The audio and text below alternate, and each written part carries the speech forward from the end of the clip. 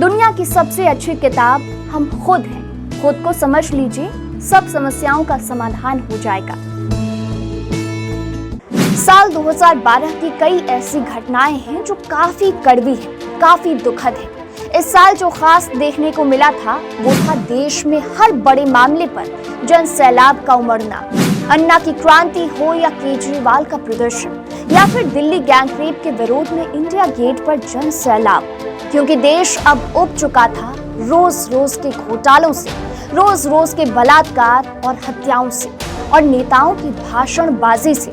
देश अब चाहता था एक्शन। इसी साल कई नेताओं पर घोटालों के आरोप लगे तो वहीं येदियुरप्पा ने भाजपा से अलग होकर नई पार्टी बनाई। नमस्कार, आजादी के अमृत महोत्सव पर इनसाइड लाइव की स्पेशल सीरीज 75 साल की 75 कहानियां देख रहे हैं आप, और मैं हूं आपके साथ कोमल। आज कहानी साल 2012 की। पहले बात करते हैं इस साल हुए राजनीतिक बदलाव की। साल 2012 की बात है। 13वें राष्ट्रपति के चुनाव के लिए 19 जुलाई की तारीख मुकर्रर थी। नामांकन दाखिल करने की अंतिम तिथि 30 जून की थी, जबकि मतों की गणना 22 जुलाई को की गई। कांग्रेस के दिग्गज नेता प्रणब मुखर्जी, जिनके दिल में इच्छा तो प्रधानमंत्री बनने की थी, लेकिन सोनिया गांधी के त्याग वाली कहानी और मनमोहन सिंह का प्रधानमंत्री के रूप में चुना जाना, जिनसे उम्मीद लगाए बैठे प्रणब मुखर्जी को भी हैरान कर दिया था। इसका जिक्र अपनी किताब में मुखर्जी ने करते हुए लिखा था कि 2004 में अगर वो पीएम बन गए होते तो कांग्रेस को 2014 में इतनी बड़ी हार नहीं मिलती। प्रणब मुखर्जी प्रधानमंत्री तो नहीं बन पाए, लेकिन साल 2012 में देश की ग्रैंड ओल्ड पार्टी ने उन्हें राष्ट्रपति बनाने की पेशकश की। संख्या बल यूपीए के साथ था, ऐसे में मुखर्जी का चुना जाना तय माना गया और प्रणब मुखर्जी देश के 13वें राष्ट्रपति बने। इसी साल 5 राज्यों में विधानसभा चुनाव हुए। उत्तराखंड विधानसभा चुनाव के कड़े मुकाबले में भाजपा की हार हुई और कांग्रेस के विजय बहुगुणा राज्य के मुख्यमंत्री बने। हालांकि दोनों ही प्रमुख दलों की सीटों में मात्र 1 सीट का अंतर था, लेकिन अन्य विधायकों के समर्थन के चलते कांग्रेस सत्ता पर काबिज हो गई। यहाँ कांग्रेस को 32 जबकि भाजपा को 31 सीटें मिली थी। इस चुनाव का सबसे बड़ा उलटफेर भाजपा के मुख्यमंत्री पद के उम्मीदवार भुवन चंद्र खंडूरी चुनाव हार गए थे। भ्रष्टाचार के आरोपों और महंगाई के बावजूद वीरभद्र सिंह हिमाचल प्रदेश के मुख्यमंत्री बनने में कामयाब रहे। उन्होंने 6ठी बार राज्य के मुख्यमंत्री पद की शपथ ली। अपने 5 दशकों के राजनीतिक करियर में वीरभद्र 7 बार विधायक, 5 बार संसद सदस्य और 5 बार मुख्यमंत्री रह चुके हैं। वीरभद्र के लिए ये चुनाव राजनीतिक जीवन की सबसे बड़ी चुनौती थी। उनके लिए ये आर या पार की लड़ाई थी, क्योंकि वे अकेले मैदान में थे जिन पर लगातार भ्रष्टाचार के आरोप लगाए जा रहे थे। इसी साल पंजाब में हुए विधानसभा चुनाव में अनुमानों के विपरीत भगवा गठजोड़ सत्ता में लौटा और प्रकाश सिंह बादल फिर राज्य के मुख्यमंत्री बने। लाख कोशिशों के बाद कांग्रेस सत्ता के दरवाजे तक नहीं पहुंच पाई। 117 सदस्यीय विधानसभा में गठबंधन को 68 सीटें मिली। इस साल गोवा में हुए विधानसभा चुनाव में मनोहर पर्रिकर के नेतृत्व में भाजपा ने 24 सीटें हासिल कर राज्य की सत्ता पर काबिज हुई। पूर्व में सत्ता पर आसीन कांग्रेस को सिर्फ 9 सीटें ही मिल सकी। मनोहर को काफी अच्छा प्रशासक माना जाता था। इस साल उत्तर प्रदेश में भी बदलाव की लहर चली और बसपा को सत्ता से बेदखल होना पड़ा। यहाँ 224 सीटें हासिल कर समाजवादी पार्टी सबसे बड़े दल के रूप में उभरी और सत्ता पर काबिज हुई। इस बार मुलायम ने अपने बेटे अखिलेश यादव को राज्य की कमान सौंपी, जो राज्य के सबसे युवा मुख्यमंत्री बने। यहाँ हाथी सत्ता की दौड़ में साइकिल से पिछड़ गया। भाजपा और कांग्रेस तीसरे और चौथे स्थान पर रहे। इस साल गुजरात के मुख्यमंत्री नरेंद्र मोदी एक बार फिर न सिर्फ भाजपा में बल्कि राष्ट्रीय स्तर पर भी दबंग राजनेता बनकर उभरे। पार्टी में आंतरिक विरोध, केशुभाई पटेल और अन्य भाजपा नेताओं का बागी होना तथा राष्ट्रीय स्वयंसेवक संघ का समर्थन न मिलने के बावजूद उन्होंने गुजरात में जीत की हैट्रिक बनाई। हालांकि नरेंद्र मोदी अपना पिछला प्रदर्शन नहीं दोहरा पाए, लेकिन जिन परिस्थितियों में उन्होंने चुनाव जीता उसे किसी भी हाल में कम करके नहीं आंका जा सकता।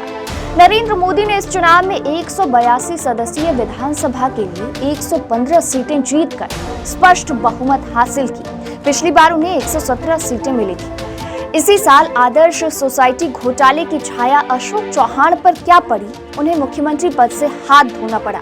चौहान सहित 13 लोगों के खिलाफ आदर्श घोटाले में सीबीआई ने आरोप पत्र दाखिल कर इमारत की ऊंचाई बढ़ाने की मंजूरी देने का आरोप लगाया था। इससे चौहान को कांग्रेस सुप्रीमो सोनिया गांधी की नाराजगी भी झेलनी पड़ी और अंततः उन्हें अपना इस्तीफा देना पड़ा। साल 2012 में भारत पोलियो के खिलाफ जंग जीत गया। हालांकि कुछ समय तक दुनिया मान रही थी कि भारत को पोलियो के खिलाफ जंग जीतने में काफी वक्त लगेगा। पहले माना जा रहा था कि पोलियो से छुटकारा पाने वाला भारत दुनिया का आखिरी देश होगा, लेकिन उसने इस काम को कई देशों से पहले कर दिखाया।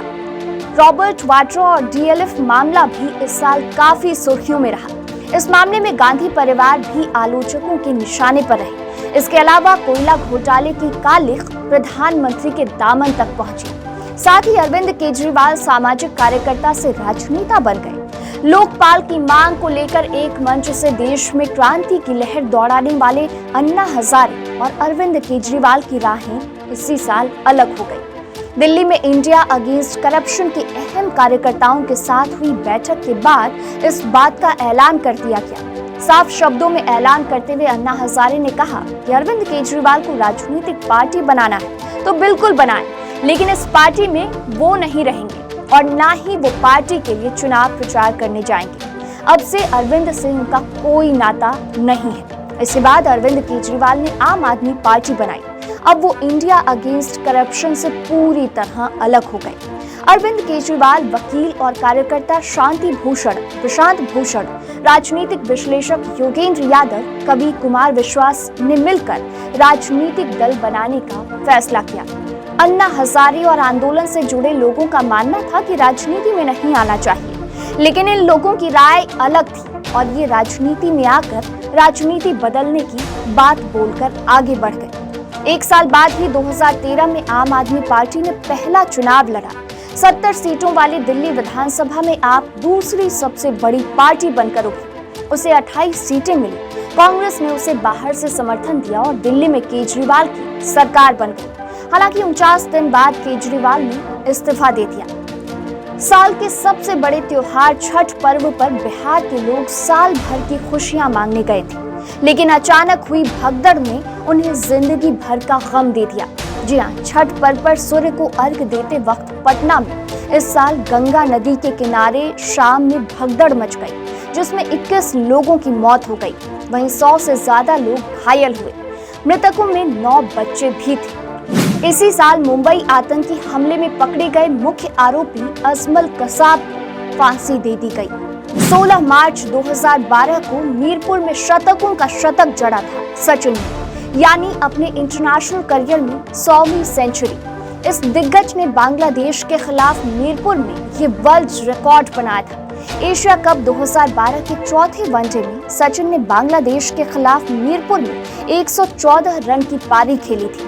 वो 100 अंतर्राष्ट्रीय शतक बनाने वाले दुनिया के पहले और इकलौते बल्लेबाज बने थे। ये रिकॉर्ड आज भी बरकरार है और ऐसा लगता है कि किसी के लिए भी इस रिकॉर्ड को तोड़ना आसान नहीं होगा। सचिन ने 114 रन की अपनी पारी में 147 गेंदों का सामना किया, जिसमें 12 चौके और 1 छक्के लगाए। अमेरिकी वेबसाइट बिजनेस इनसाइडर ने दुनिया के सबसे अमीर राजनेताओं की लिस्ट में कांग्रेस अध्यक्ष सोनिया गांधी को चौथे नंबर पर रखा। इस लिस्ट में हरियाणा के विधायक और जिंदल समूह की चेयरपर्सन सावित्री जिंदल को भी शामिल किया गया। भारतीय सेना प्रमुख जनरल वीके सिंह के राज में कई राज लीक हुए, जिसमें एक रिश्वत कांड भी रहा। उन्होंने एक राज तो ऐसा खोला जिसमें उन्हें 14 करोड़ रुपए की रिश्वत की पेशकश की गई थी। भारत ने अपनी सबसे बड़ी मिसाइल अग्नि 5 का परीक्षण किया, जिसके बाद पाकिस्तान और चीन के होश उड़ गए। इस मिसाइल की मारक क्षमता 5000 किलोमीटर है, जबकि चीनी वैज्ञानिकों का दावा था कि इसकी क्षमता 7000 से ज्यादा हो सकती है। इसी साल हिंदी फिल्मों के पहले सुपरस्टार और बॉलीवुड के रोमियो राजेश खन्ना का मुंबई में निधन हो गया।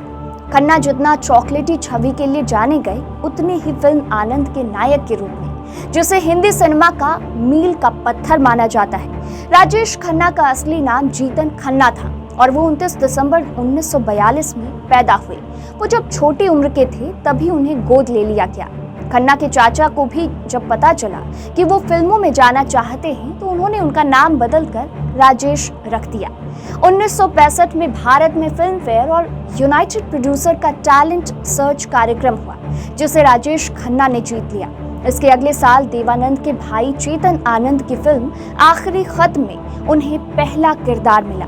दूसरी फिल्म राज थी, जो काफी चर्चा में रही। इसके बाद उन्होंने बहारों के सपने, औरत, डोली और इत्तेफाक जैसी फिल्में की, लेकिन उनकी असली कामयाबी 1969 में आई जब आराधना फिल्म रिलीज हुई। शर्मिला टैगोर के साथ इस फिल्म में राजेश खन्ना ने वो जलवा दिखाया कि वो पूरी इंडस्ट्री पर छा गए। इसी फिल्म में किशोर कुमार भी एक प्लेबैक सिंगर के रूप में स्थापित हो गए। दुनिया कहने लगी कि किशोर की आवाज राजेश खन्ना के लिए ही बनी है। आराधना के बाद 1971 में हाथी मेरे साथी रिलीज हुई और ये फिल्म भी शानदार हिट रही। इसी साल दारा सिंह यानी दीदार सिंह रंधावा, जो पंजाब के ऐसे पहलवान थे जिन्होंने दुनिया भर में अपना नाम कमाया, देश का नाम रोशन किया, करीब 500 मुकाबलों में बिना हारे दुनिया को अपनी ताकत का लोहा मनवाया, 83 साल की उम्र में 12 जुलाई 2012 को निधन हो गया। पहलवानी का शौक इनको बचपन से ही था। सबसे पहले इन्होंने 1947 में सिंगापुर में मलेशियाई चैंपियन तरलोक सिंह को पछाड़कर अपनी विजय यात्रा शुरू की थी। 1954 में दारा सिंह ने भारतीय कुश्ती चैंपियनशिप का खिताब जीता था। इसके बाद वो कॉमनवेल्थ चैंपियन भी बने। लेकिन दारा सिंह का नाम जब जब ज़हन में आता है तो सबसे पहले उनकी विश्व चैंपियन किंग कॉन्ग के साथ कुश्ती की बात जरूर याद आती है। इस मुकाबले के बाद दारा सिंह रातों रात सुपरस्टार बन गए। कहा जाता है कि करीब 200 किलो वजन के किंग कॉन्ग को उन्होंने रिंग से बाहर फेंक दिया था। किंग कॉन्ग को हराने के बाद दारा सिंह को रुस्तमे हिंद का दर्जा मिला। ये एक ऐसा रिकॉर्ड है जिसे आज तक कोई भी तोड़ नहीं पाया है। अपराजय रहने के लिए दारा सिंह का नाम Observer newsletter hall of fame में दर्ज है। 2003 से 2009 तक दारा सिंह राज्यसभा के सांसद भी रहे। पहलवानी के अलावा दारा सिंह फिल्मों में एक्शन हीरो के तौर पर सुपर हिट रहे। उन्हें देश का पहला ही मैन कहा जाता है। दारा दूरदर्शन पर आने वाले सीरियल रामायण में हनुमान का किरदार से भी फेमस थे। आज भी लोग उन्हें हनुमान के रूप में याद करते हैं। दारा सिंह का आखिरी यादगार फिल्म जब वी मेट था, जिसमें उन्होंने करीना कपूर के दादा का रोल निभाया था। साल 2012 में ही सिनेमा की दुनिया का एक जादूगर इस दुनिया को अलविदा कह गया था। बॉलीवुड के जाने माने निर्माता निर्देशक यश चोपड़ा का 21 अक्टूबर 2012 को निधन हो गया। एक कार्टूनिस्ट, लेकिन कद इतना बड़ा कि मराठा शेर कहा गया। नाम था बाला साहब ठाकरे। 17 नवंबर 2012 को इनका निधन हुआ तो अंतिम यात्रा के दौरान पूरी मुंबई थम गई। लग रहा था मानो पूरी मुंबई बाला साहब के अंतिम दर्शन करना चाहती हो।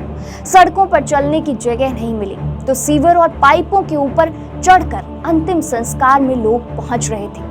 ये बाला साहब ठाकरे का कद ही था, जो खुद ना कभी चुनाव लड़े, ना ही सरकार में किसी पद पर रहे, लेकिन हमेशा एक किंग मेकर की भूमिका निभाई। बाला साहब ठाकरे का अंतिम संस्कार शिवाजी पार्क में हुआ था। तब मुंबई पुलिस की तरफ से उन्हें 21 तोपों की सलामी दी गई। राजकीय सम्मान के साथ अंतिम विदाई दी गई। मीडिया रिपोर्ट्स के मुताबिक अंतिम संस्कार में करीब 20 लाख लोग शामिल हुए थे। अंतिम संस्कार में शामिल होने वालों की संख्या इतनी ज्यादा थी कि सड़कों पर चलने के लिए जगह नहीं बची थी। अंतिम संस्कार में भीड़ को संभालने के लिए 20,000 से ज्यादा पुलिसकर्मी तैनात किए गए थे। बाला साहब के निधन पर मुंबई को लगभग बंद कर दिया गया था। बड़े बड़े मॉल से लेकर छोटी छोटी चाय की दुकानें तक बंद थी। यहाँ तक कि पान बीड़ी की दुकानें भी ताले लटके हुए थे। उनकी शव यात्रा के दौरान लौट आओ बाला साहब लौट आओ के नारे लग रहे थे। अंतिम यात्रा के दौरान शरद पवार, नितिन गडकरी, लालकृष्ण आडवाणी, शिवराज सिंह चौहान सहित कई बड़े नेता मौजूद थे। तो आज की कहानी बस इतनी ही। फिर मिलूंगी अगली कहानी के साथ, यानी साल 2013 की महत्वपूर्ण घटनाओं के साथ। देखते रहिए इनसाइड जुलाई। नमस्कार।